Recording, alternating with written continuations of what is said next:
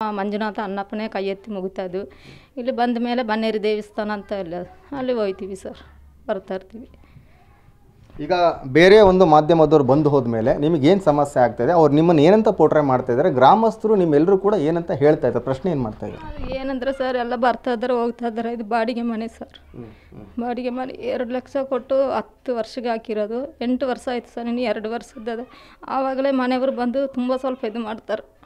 ಅಂದರೆ ನೀವು ಕ್ರಿಶ್ಚಿಯನಿಗೆ ಕನ್ವರ್ಟ್ ಆಗಿಬಿಟ್ಟಿದ್ದೀರಾ, ನೀವು ಕ್ರೈಸ್ತ ಧರ್ಮ ಮತಾಂತರ ಆಗಿದ್ರೆ ಅಂತ ಹೇಳ್ಬಿಟ್ಟು ಬೇರೆಯವ್ರು ನಿಮ್ಮನ್ನು ಆರೋಪ ಮಾಡ್ತಾ ಇದ್ದಾರೆ, ನಿಜಾನಾಮ? ಆರೋಪ ಮಾಡ್ತಾ ಇದ್ದಾರೆ ಸರ್. ಮತ್ತೆ ಮನೆಯವರು ಬಂದು ಇಲ್ಲಿ ತುಂಬ ಜನ ಬರ್ತಾ ಇದ್ದಾರೆ, ನನಗೆ ಖಾಲಿ ಮಾಡಿ ಕೊಡಿ. ನಿಜವಾಗ್ಲೂ ನೀವು ಕ್ರೈಸ್ತ ಧರ್ಮಕ್ಕೆ ಮತಾಂತರ ಆಗಿದ್ದೀರಮ್ಮ? ಇಲ್ಲ ಸರ್, ನೀವು ಎಲ್ಲರ ಹತ್ರನೂ ಕೇಳಿ ಸರ್. ಇಲ್ಲದ್ರೆ ಚರ್ಚೆ ಎಲ್ಲೆಲ್ಲಿ ಚರ್ಚೆ ಆಯ್ತದ ಅಲ್ಲೆಲ್ಲ ಹೋಗಿ ಕೇಳಿ.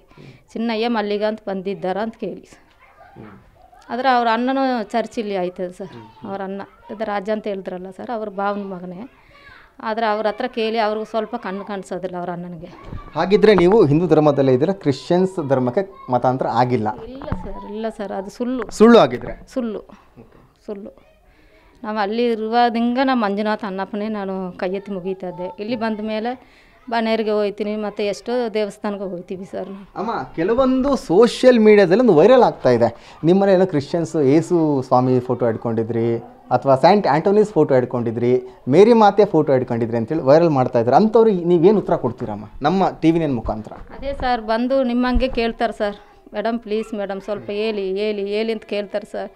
ನಾನು ಸರಿ, ನನ್ನ ಗಂಡಲ್ಲಿದ್ದಾರೆ, ನಾನು ನೋಡೋಕ್ಕೂ ಆಗೋದಿಲ್ಲ, ಅವ್ರ ಹತ್ರ ಮಾತಾಡೋಕ್ಕೂ ಆಗೋದಿಲ್ಲ. ಇದ್ರೆ ಮಾತಾಡಿದ್ರೆ ಎಲ್ಲ ಪ್ರಚಂಡ ನೋಡ್ತಾ ಇದ್ದಾಗಂತ ನಾನು ಕೇಳ್ತೀನಿ. ಆದರೆ ಅಷ್ಟು ಸುಳ್ಳು ಹೇಳ್ತಾ ಇದ್ದಾರೆ ಸರ್ ಸಿಲ ಜನ ಬಂದು.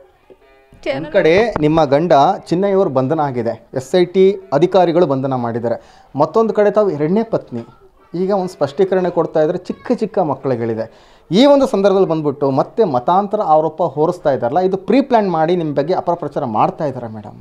ಅದು ಏನಂತೆ ನನಗೆ ಗೊತ್ತಿಲ್ಲ ಸರ್. ಇವಾಗ ಅಲ್ಲಿ ಅವ್ರು ಇದ್ದಾರೆ, ಅದನ್ನು ನನಗಿದು ಹೆಂಗೆ ಸಾಲ್ವ್ ಮಾಡೋದಂತೆ ಗೊತ್ತಿಲ್ಲ ಸರ್. ನಾನು ಹೊರಗಡೆನೂ ಹೋಯ್ತಾ ಇರಲಿಲ್ಲ ಸರ್, ಮನೆ ಬಿಟ್ಟು. ಒಟ್ಟಾರೆ ಅಮ್ಮ, ನಮಗೆ ಬಂದಿರೋ ಮಾಹಿತಿ ಪ್ರಕಾರ ನೀವು ದಿಟ್ಟ ಹೆಣ್ಣು ಅಂತೇಳಿ, ಯಾರಿಗೂ ಕೂಡ ಹೆದರುವಂಥ ವ್ಯಕ್ತಿತ್ವ ನಿಮ್ಮದಲ್ಲ. 2 ಮಕ್ಕಳನ್ನು ಕೂಡ ಧೈರ್ಯವಾಗಿ ಸಾಕ್ತಾ ಇದ್ದೀರಾ, ಹೊಟ್ಟೆ ತುಂಬ ಊಟ ಹಾಕ್ತೀರಾ, ಕೂಲಿ ನಾಳಿ ಮಾಡಿ ಬದುಕ್ತಾ ಇದ್ದೀರಾ.